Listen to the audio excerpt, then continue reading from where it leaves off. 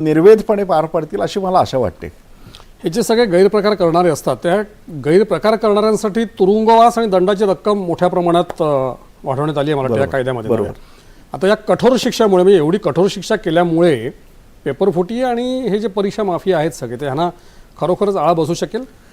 त्याच्यात 2-3 गोष्टी आहेत. आता आत्ताची जी परीक्षा पेपर फुटल्याचं जे प्रकरण झालं होतं त्याच्यामध्ये जरी महाराष्ट्राचं नाव आलं असलं आणि महाराष्ट्रातल्या अनेकांना त्याच्यामध्ये अटक झाली असली तरी हा बाहेरच्या राज्यांमध्ये झालेला एक कट होता आणि आपल्या महाराष्ट्रातल्या काही मंडळींनी त्याला साथ दिली होती.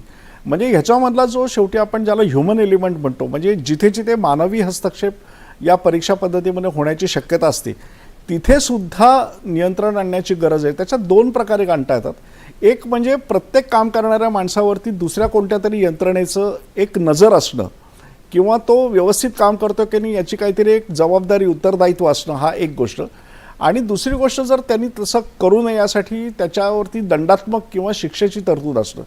आता सरकारने काय केलं की याच्यामध्ये पालक आणि विद्यार्थी यांना बाजूला ठेवले. म्हणजे एखाद्या विद्यार्थ्याला फुटलेला पेपर मिळाला तर तो लगेच गुन्हेगार आहे असं नाही, त्याला देणारा गुन्हेगार आहे.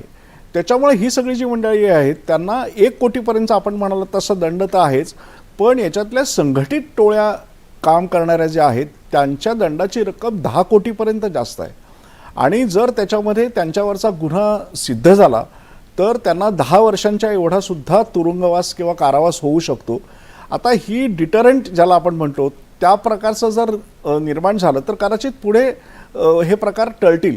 दुसरी एक नंदन निलेकणींनी अशी एक सूचना केली आहे की या सगळ्या परीक्षा ज्या आपण घेतो त्या परीक्षेमध्ये आपण कमीत कमी खाजगी संस्थांना समाविष्ट करून घेऊया.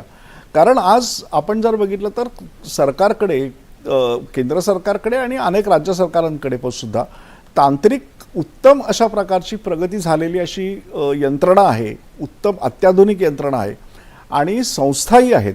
त्या सगळ्या संस्था जर व्यवस्थित काम करतील तर कदाचित खाजगी संस्थांची मदत लागणार नाही. खाजगी संस्थांची मदत घेताना त्या पेपर्सना किंवा गुप्त माहितीला पाय फुटण्याची शक्यता असते. त्यामुळे निलेकणींनी असं म्हटलं की हे आपण सरकारमार्फत करूया. आणि मला असं वाटतं की केंद्र सरकारने हे एकदा केलं की ते इतर राज्य सरकारांकडे सुद्धा जाईल.